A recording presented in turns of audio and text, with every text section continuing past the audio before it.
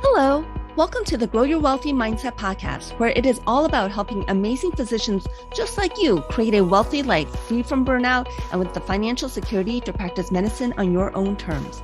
I'm your host, Dr. Elisa Zhang. Welcome back to another episode of the Grow Your Wealthy Mindset podcast. I'd like to talk about your financial net worth.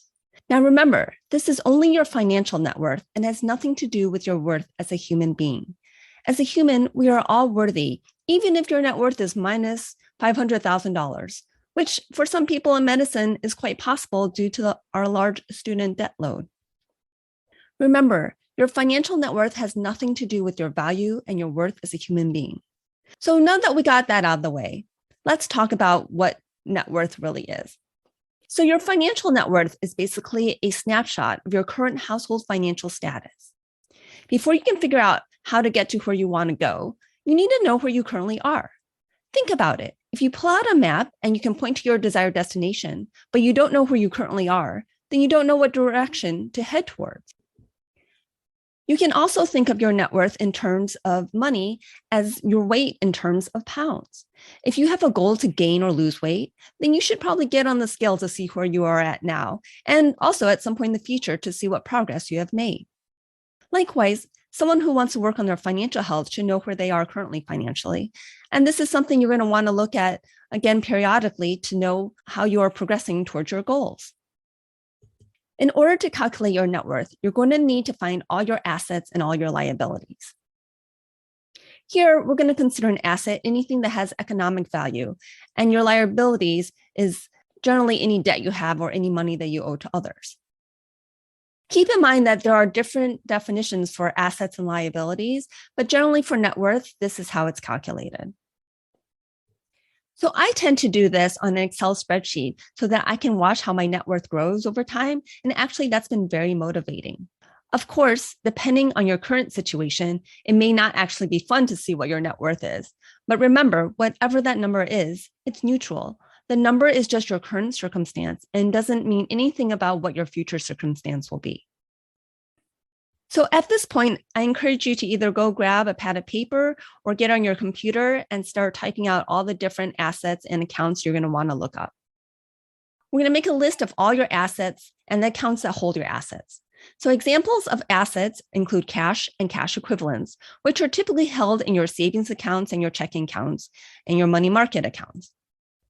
Assets also include stocks, bonds, mutual funds, or any index funds, which are typically held in brokerage accounts like Vanguard, Fidelity, Merrill Lynch, Robinhood, First Trade, Betterment, Wealthfront, or a whole slew of other places, but you kind of get the point.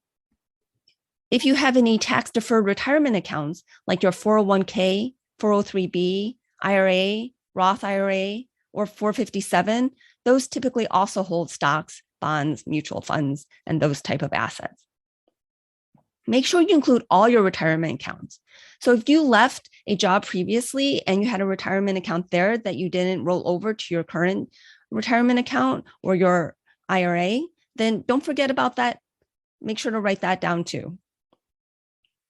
You may also have a health savings account or HSA. If you have children, you may have 529 plans, which technically is money that you transfer to your children, but is still towards their education, which if you're putting money in their 529 plan, you're probably thinking that you'll be contributing significantly to your children's education.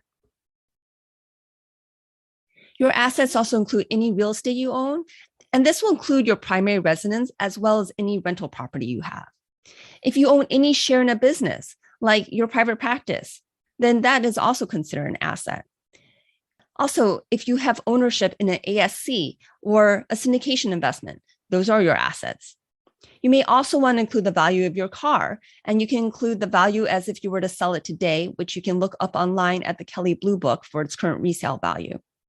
If you have any valuable jewelry or artwork, you can also list that, but list what it would sell for, not what you bought it for. Once you've listed out all these accounts, you're going to next go and find either the last statement or get your password out and log in online to your account to find out just how much the current value is in each one of these accounts. So then you'll want to go to a spreadsheet and just go ahead and list out every account and list out the current value of each account. If you find this too tedious, there are different apps that can also help you with figuring out your net worth. Mint is a popular one. YNAB, or You Need a Budget, can also help you with this, as well as help with a spending plan. Personal Capital also has an app that allows you to do this.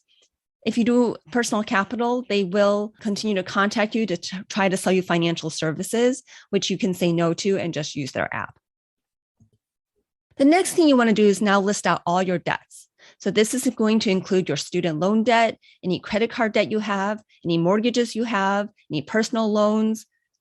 Any money that you owe to anyone is going to be a liability to you, and you want to list all those out. Now add up the value of all your assets and subtract the sum of all your debts. This is your financial net worth. If the value of your assets are greater than your debts or liabilities, then you have a positive net worth. If your debts and liabilities are more than your assets, you have a negative net worth. Now I want you to pause this podcast until you have some time set aside and actually have done this exercise. Once you've calculated your net worth, come back and listen to the rest of this episode. I'm waiting right here for you.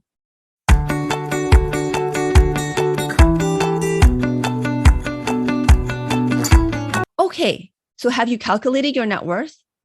What do you think about this number? How do you feel when you look at that number? Are you proud of this number? Is it completely neutral because you really don't have any context if it's good or it's bad? Are you embarrassed by this number? Does it seem kind of depressing when you actually think about what your net worth is? Remember, this number is neutral. It's your thoughts about your net worth that is causing you to have the feelings that you're having. So your net worth is your current results from your current beliefs about money. Remember, a belief is a thought that you keep on thinking, and we have to understand what our beliefs are about money in order to ultimately understand what our results are with money. How we think about money is what ultimately determines how much money we have. So what is your main thought about money? Maybe it's money is earned from hard work. And if that's the case, then you may feel like determined to work hard to make money. And your actions would be to, work hard. You went to medical school, you worked hard, you studied, you went to residency, you continue to keep working hard. And then as attending, you keep working hard. You keep trying to see more patients. You think it's that hard work that's required to make more money. So you keep working harder and harder to try to make more money. And the amount of money that you have is amounted from that hard work. But again, if you keep working that hard and you think you need to work hard for money, then you may also think that I don't want to work this hard anymore, and then I won't have as much money. You're tying the money to hard work. Now, I want you to get out some paper and write down your thoughts about money. And I'm going to give you a lot of questions as prompts. So what do you think when you think about spending money? What do you think about saving money? About investing money? How do you feel you are with money? Do you think you're good with money, or do you think you're bad with money? Do you think money is the root of all evil? Or have you heard that a lot when you were growing up? Do you think more money, more problems? What were you taught about money? What did your mom say about money? What did your dad say about money? What did you think about money when you were growing up? Did you think your family was poor, or that you had less than your classmates? Or did you generally have what you wanted or needed? How do you think about money when you got your first job? So one thing about me is that, I grew up in a really nice middle-class neighborhood, but I didn't necessarily have a whole lot of contacts when I was young. So all I saw were my peers. And it just so happened that my schoolmates, their parents tend to spend more on buying toys and gifts, and they would get things like bikes for their birthdays, whereas my parents were just a little bit more frugal and didn't buy us as many toys as I saw other people in my school having. So I got the sense that we were actually kind of poor, which is interesting because it was probably not the case. We were probably similar to a lot of the families in my neighborhood. It was just a priority where money was spent. And looking back on it now, I think my family probably was totally fine, but they just had different priorities of where to spend money. How did you feel about money when you got your first job? What was your first job and how old were you when you got that first job? I started working odd jobs like babysitting and dog walking. I don't know, early teenage, like even before that, probably age 12, as soon as I could, because I did want to make some money. My parents actually had it where if we really wanted something like a bike, they would go 50-50 with us. We'd have to save up half of it and they would pay for the other half. And in retrospect, I thought this was a really good way to teach the value of money. What did you think about money when you went to college? Did you have to take out loans for college?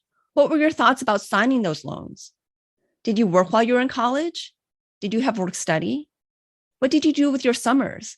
Was your summers a way to work to make more money for college or just work in order to live and have spending money for the summer? Or did your parents pay for college? And did you just go home over the summers? What about when you went to medical school? Was the cost of the medical school a factor when you chose where to go? What kind of conversation did you have with your parents when it came to paying for medical school? When you started medical school, how much do you think you would make once you were done with your medical training? Was it $200,000, $300,000, $500,000, $1 million? What did you think about the debt you had to take out for medical school, if any? Did you not have to take out debt for medical school? What have been the best purchases of your life? What purchases do you still look back on and you're so happy that you made those purchases? What purchases or money did you spend that you regret looking back on it now? What kind of things do you splurge spending money on? How do you feel about those splurges later? Now think about how much your parents make and what were you expecting to make as an adult when you were a kid? And what are your thoughts about the right amount of money and how much money you believe your parents had and how much they actually had?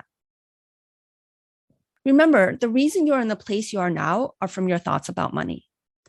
Some of you will think making $300,000 a year is not a lot of money, and you would feel stressed if you made that amount of money. Others of you will think like, wow, if I could only make $300,000 a year, that would be fantastic. When you think about the future, how much money do you want to have? How much money do you think you will earn over your lifetime? Do you want to leave money to your children? Do you want to create a legacy with money after you're gone? After doing all this thinking, what patterns have you noticed in your thoughts about money? Are your thoughts about money generally centered around scarcity or around abundance? Do you like your thoughts about money or do you want to change them? If you continue your current thoughts on money, what future do you envision for yourself? What I want to offer to you is that money is a tool and it takes the shape of whatever hand holds it. If you're a good person, then what is all the good that you could do if you had a lot of money? This is why I believe we all deserve to be rich, because I think in general, people who become physicians are generally good people. Now, sure, there are probably some physicians who aren't great, and we do hear about those, but I think in general, that's the very few. And that's why I want to help you make as much money as you believe you can. But it's really about what you believe. It's like that quote, whether you think you can or can't, you're right. So I know this episode was pretty different from what you hear from a lot of podcasts, but I hope it gives you the opportunity to really reflect on your money beliefs. Because the first step in growing your wealthy mindset is looking at your current money beliefs so that you can start to see what you like and what you want to keep and what you want to change in order to have a more wealthy mindset. Remember, you can make as much money as you really believe you can, but you really have got to believe it. And I'd like to help you grow that wealthy mindset. Thank you. If you enjoyed this episode, please subscribe and let me know by leaving a review. It really helps to get the word out. And now the disclaimer. I am not a certified financial professional, and this show is really just for your education as well as your entertainment. I'm also a physician, but I'm probably not your physician. So if you need any medical advice, please consult your own physician. Thank you.